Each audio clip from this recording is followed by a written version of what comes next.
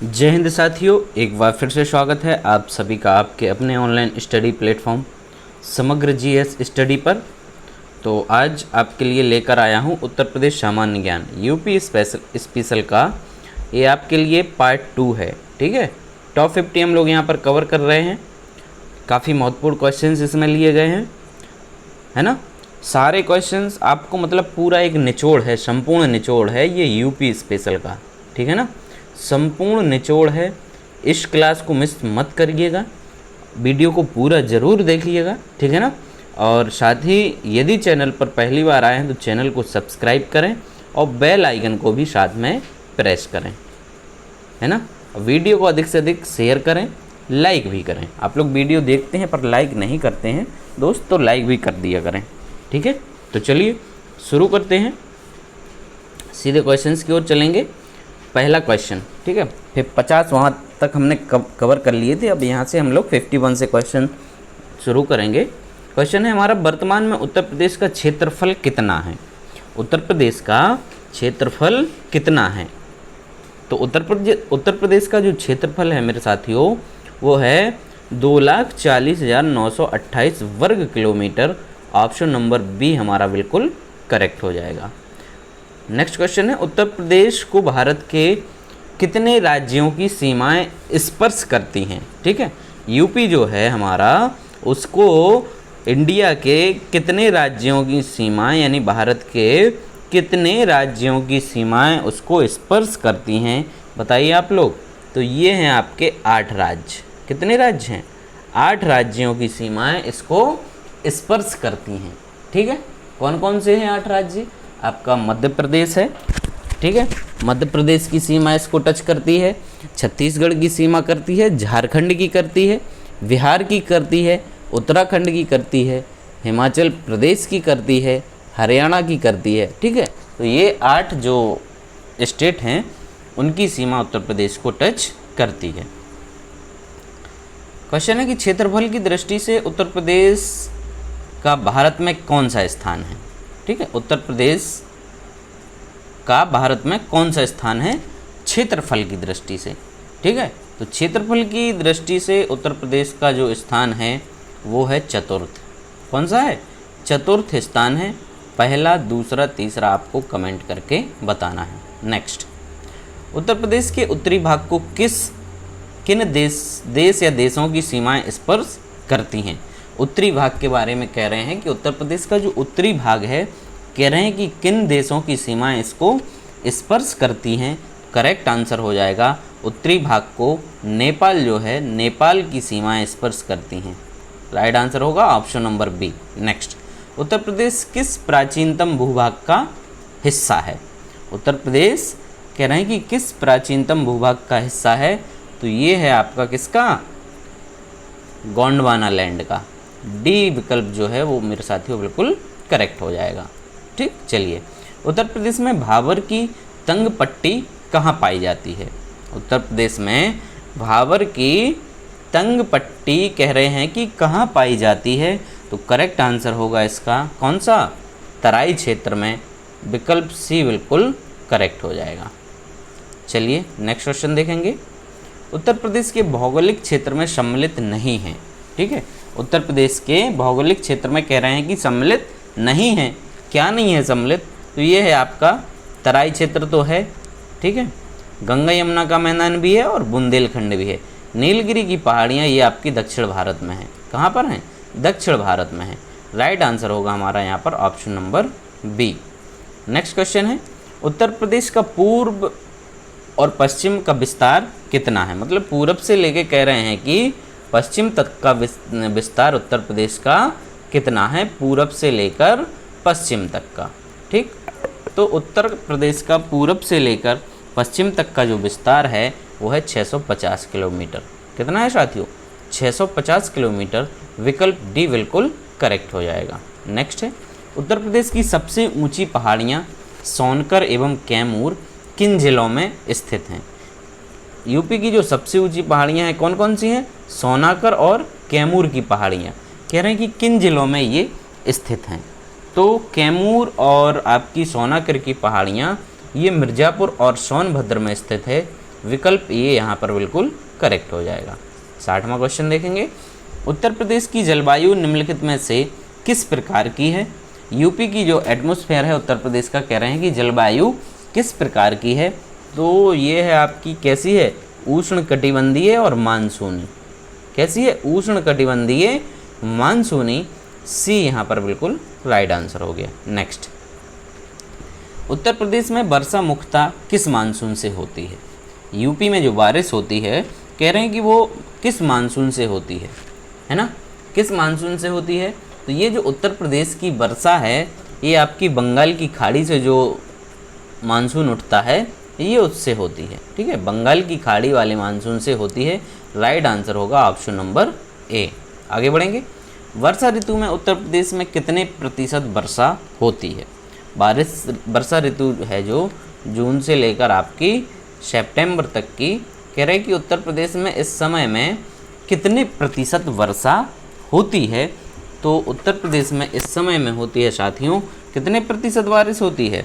75 से लेकर 80%। विकल्प सी बिल्कुल करेक्ट हो जाएगा। नेक्स्ट, वर्षा के वितरण के आधार पर उत्तर प्रदेश को कितने जलवायु विभागों में विभाजित किया गया है? वर्षा के वितरण के आधार पर पूछा जा रहा है। ठीक है, तो उत्तर प्रदेश को 2 जलवायु विभागों में विभक्त किया गया है या विभाजित किया गया है। विकल्प बी बिल्कुल यहाँ पर करेक्ट हो जाएगा। नेक्स्ट है, उत्तर प्रदेश के किस जिले में सर्वाधिक वर्षा होती है?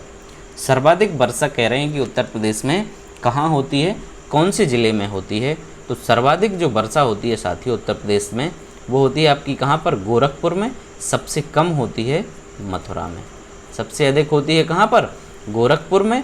और सबसे कम होती है मथुरा में। बी हमारा यहाँ पर बिल्कुल राइट आंसर हो जाएगा। नेक्स्ट है, शीत ऋतु में उत्तर प्रदेश के किस क्षेत्र का तापमान सबसे कम रहता है? शीत ऋतु की बात हो रही है यहाँ पर, कह रहे हैं कि किस क्षेत्र का तापमान सबसे कम रहेगा? बताइए आप लोग, किसका रहेगा? कमेंट भी करते चलें साथ साथ। तो ये पश्चिमी गंगा मैदान है, यहाँ पर शीत ऋतु में टेम्परेचर जो है वो सबसे लो होता है। सी हमारा यहाँ पर बिल्कुल राइट आंसर हो जाएगा। नेक्स्ट क्वेश्चन है, उत्तर प्रदेश में सर्वाधिक वर्षा वाला क्षेत्र कौन सा है? अभी पूछा था जनपद या जिला, अब कह रहे हैं कि सर्वाधिक वर्षा वाला क्षेत्र कौन सा है?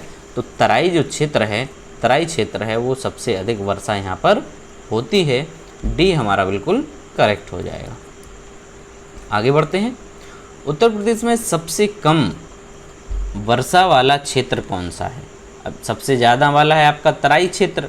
ठीक है, अब कह रहे हैं कि सबसे कम किस क्षेत्र में होती है? तो पश्चिमी गंगा का जो मैदान है वहाँ पर सबसे कम वर्षा होती है।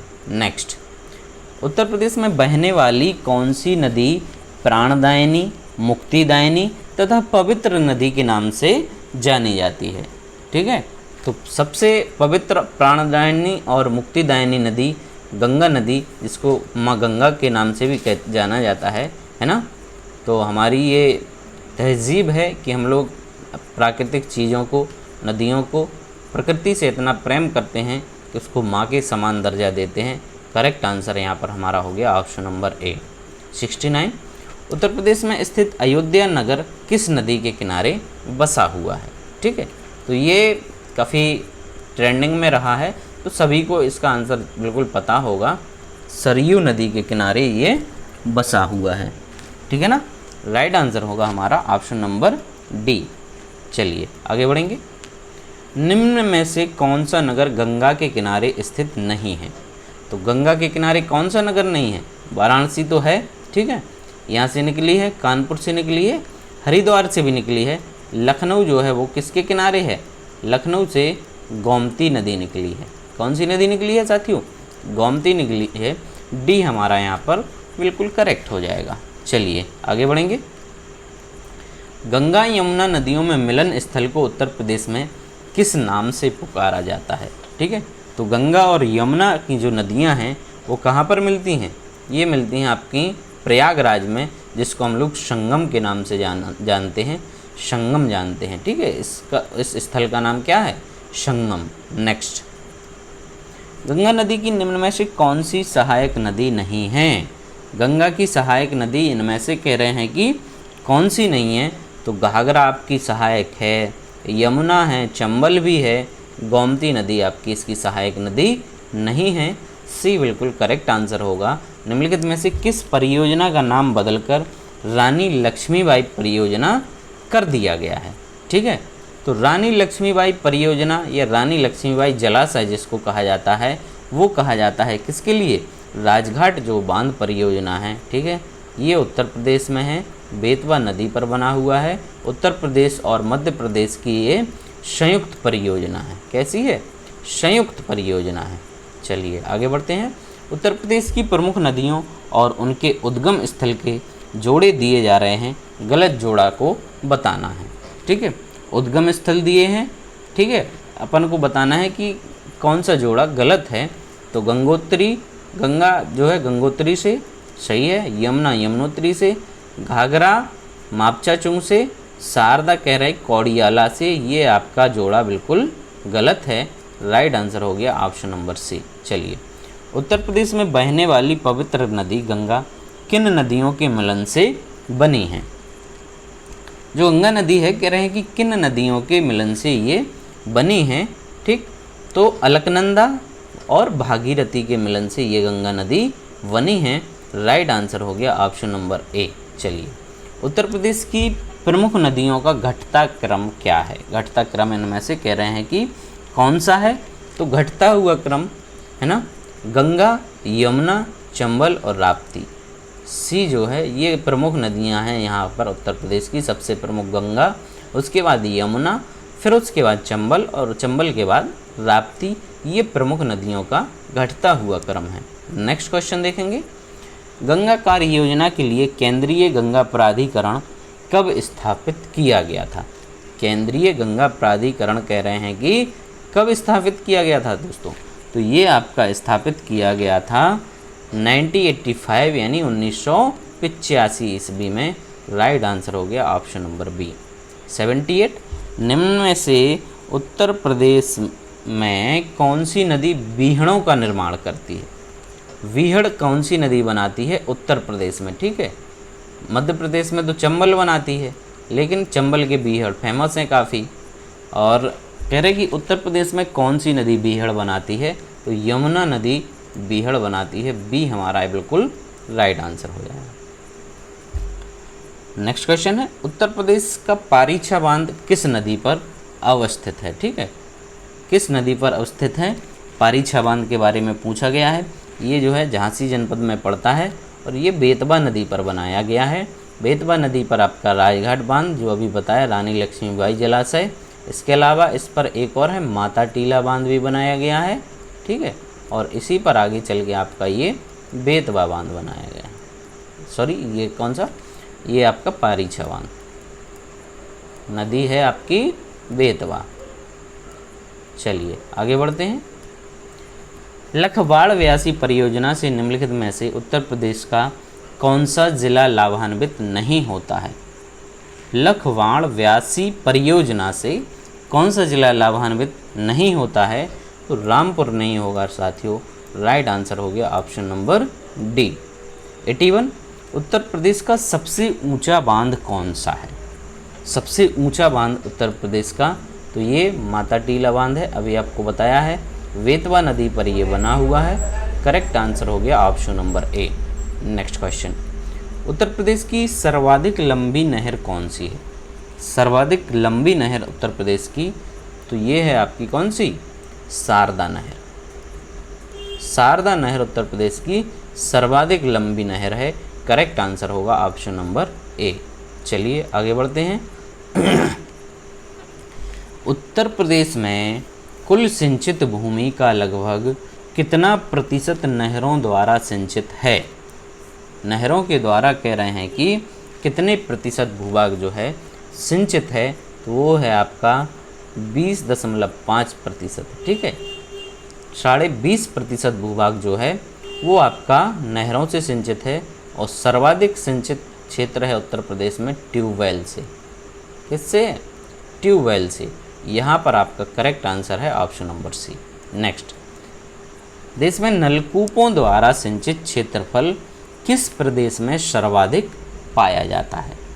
अभी अभी बताया ना आपको ट्यूबवेल का वही हैं आपके नलकूप। तो नलकूप का जो सर्वाधिक सिंचित क्षेत्रफल है नलकूप द्वारा, वो उत्तर प्रदेश में है। राइट आंसर हो गया ऑप्शन नंबर सी। ठीक है, और नलकूप चालकों की जो है वैकेंसी भी आपकी उत्तर प्रदेश में आती है और आने वाली है, काफ़ी समय से आई भी नहीं है ना। उसमें ITI वाले लिए जाते हैं। चलिए नेक्स्ट क्वेश्चन, उत्तर प्रदेश में कौन सा जिला अवनालिका अपरदन से सर्वाधिक प्रभावित है? अवनालिका अपरदन से जो सर्वाधिक प्रभावित जिला है उसका नाम है इटावा। राइट आंसर होगा ऑप्शन नंबर ए। आगे बढ़ेंगे, निम्नलिखित में से कौन सा युग्म सुमेलित नहीं है? ठीक है, सुमेलित कह रहे कि कौन सा नहीं है। नगर कह रहे बिठूर, बिठूर आपका गंगा नदी, ठीक है। गोरखपुर, राप्ती, जौनपुर, सही, ये गलत हो गया। ठीक है, तो सी बिल्कुल करेक्ट आंसर हो गया, कौशाम्बी यमुना नदी के किनारे हो गया, ये हमारा सही आंसर हो गया। 87, गंगा नदी के निम्नलिखित में से किस भाग को राष्ट्रीय जल मार्ग घोषित किया गया है? ये क्वेश्चन कहीं पूछा गया था शायद। तो राष्ट्रीय जलमार्ग जो है वो गंगा नदी के किस भाग को, तो ये इलाहाबाद से लेकर हल्दिया तक का जो भाग है इसको राष्ट्रीय जलमार्ग घोषित किया गया है। करेक्ट आंसर हो गया ऑप्शन नंबर ए। 88, लाल, परवा, मार, राकर तथा भोंटा कहाँ की मृदाएं हैं? ठीक है, कौन कौन सी? लाल, परवा, मार, राकर और भोंटा कह रहे कि कहाँ की मृदाएं हैं ये? ठीक है, उत्तर प्रदेश के किस क्षेत्र की मृदाएं हैं? तो ये हैं आपकी बुंदेलखंड क्षेत्र की। करेक्ट आंसर हो गया ऑप्शन नंबर ए। चलिए, निम्न में से कौन सा कथन सही है? परवा मृदा को पड़वा या पडुआ भी कहा जाता है। फिर इस मृदा में ज्वार या खरीफ और चना यानी रबी की फसल उगाई जाती है। परवा मृदा या पड़वा या पडुआ कह रहे कि इसको ये भी कहा जाता है। कह रहे कि कौन सा कथन सही है? तो ये दोनों कथन सही हैं। ठीक है, परवा मृदा को पड़वा या पडुआ भी कहते हैं। साथ ही इस मृदा में खरीफ के समय में ज्वार की फसल और रबी के समय में चना की फसल उगाई जाती है। सी हमारा बिल्कुल करेक्ट हो जाएगा। 90वां क्वेश्चन है, गंगा यमुना मैदानी क्षेत्र का वह भाग जहां नदियों के बाद का जल नहीं पहुंच पाता है, जहां नदियों के बाद का जल नहीं पहुंच पाता है, वहां की मृदा को क्या कहा जाता है? ठीक है, वहां की मृदा को कह रहे कि क्या कहा जाता है? गंगा यमुना मैदानी क्षेत्र, ठीक है, वहाँ जहाँ पर नदियों का जल नहीं पहुँचता है उस मृदा को, तो उसको भूण मृदा कहा जाता है साथियों। क्या कहा जाता है? भूण मृदा कहा जाता है। 91, जलोढ़ मृदा में किस रसायन की प्रचुरता रहती है? जलोढ़ जो मृदा होती है उसमें कह रहे कि कौन सा रसायन सर्वाधिक विद्यमान रहता है? तो पोटास एवं चूना इसमें सबसे अधिक पाया जाता है। ये हमारा बिल्कुल करेक्ट आंसर हो जाएगा। 92, निम्न में से कौन सा एक कथन असत्य है? असत्य कथन आपको बताना है। यहाँ पर कह रहे हैं कि कौन सा यहाँ पर असत्य होगा। कह लाल मृदा का निर्माण सैलों के टूटने से हुआ है, बिल्कुल सही है, ये तो सत्य है। उत्तर प्रदेश में जलीय अपरदन अधिक होता है, ये भी सत्य है। भाबर क्षेत्र की मृदा ककरीली और पथरीली होती है, ये भी सही है। तो इनमें से कोई यहाँ पर असत्य नहीं है, सभी विकल्प जो हैं वो सत्य हैं। डी हमारा बिल्कुल राइट आंसर हो गया। नेक्स्ट, अब है कि निम्न में से कौन सा कथन सही है? अब कथन यहाँ पर हमें सही बताना। कह रहे राकर या राकड़ मृदा लाल भरे रंग की दानेदार मृदा है जो कि सामान्यतः ढालों पर पाई जाती है। ठीक है, लाल या भूरे होना चाहिए। ठीक है, भूरे रंग की दानेदार मृदा है जो कि सामान्यतः ढालों पर पाई जाती है, बिल्कुल सही है। इस मृदा में तिल खरीफ के टाइम और चना जो चने की फसल है वो रबी की खेती की जाती है। तो दोनों विकल्प हमारे बिल्कुल सही हैं। सी आंसर हमारा सत्य हो जाएगा। नेक्स्ट, किस मृदा में 60% सिलिकेट, 15% लोहा एवं 25% एल्यूमिनियम पाया जाता है? ठीक है, 65%, 60% सिलिकेट, 15% लोहा और 25% एल्यूमिनियम ये पाया जाता है आपका मार या माड़ मृदा में। विकल्प ए बिल्कुल करेक्ट है। नेक्स्ट, निम्न में से कौन सा या से कथन सही है? प्रदेश में वायु द्वारा मृदा अपरदन गर्मी के महीने में अधिक होता है। वायु द्वारा, ठीक है, गर्मी में होता है। फिर है कि प्रदेश के आगरा, मथुरा और इटावा आदि ज़िले इससे ज़्यादा प्रभावित हैं। किससे? वायु द्वारा मृदा अपरदन से। तो ये दोनों कथन सत्य हैं, यानी ए और 1 और 2 दोनों सही है। सी हमारा विकल्प करेक्ट हो जाता है। 96, किस मृदा को स्थानीय भाषा में करेल या कपास मृदा कहा जाता है? स्थानीय भाषा में करेल या कपास मृदा जो है वो कहलाती है आपकी काली मिट्टी या काली मृदा। विकल्प बी हमारा बिल्कुल करेक्ट हो जाएगा। नेक्स्ट, उत्तर प्रदेश के सर्वाधिक क्षेत्रफल पर किस प्रकार की मिट्टी का विस्तार है? सबसे अधिक क्षेत्रफल पर, तो सबसे अधिक जो मिट्टी पाई जाती है उत्तर प्रदेश में वो है जलोढ़। ठीक है, जलोढ़ मृदा उत्तर प्रदेश में सर्वाधिक पाई जाती है, इसका विस्तार सबसे अधिक है। राइट आंसर हो गया ऑप्शन नंबर ए। 98, उत्तर प्रदेश में काबर तथा मार निम्न में से किस प्रकार की मिट्टियों के स्थानीय नाम हैं? काबर मिट्टी और मार मिट्टी कह रहे हैं कि कौन सी मिट्टी के स्थानीय नाम हैं? तो ये आपके काबर यानी काली, और साथ में इसको मार भी कहा जाता है, ऑप्शन नंबर ए। ठीक, तो ये आपके यहाँ पर आज का जो सेशन है यहीं पर समाप्त होता है। कल फिर मिलेंगे एक और नए सेशन के साथ, तब तक आप लोग अपना ध्यान रखिए। Thank you.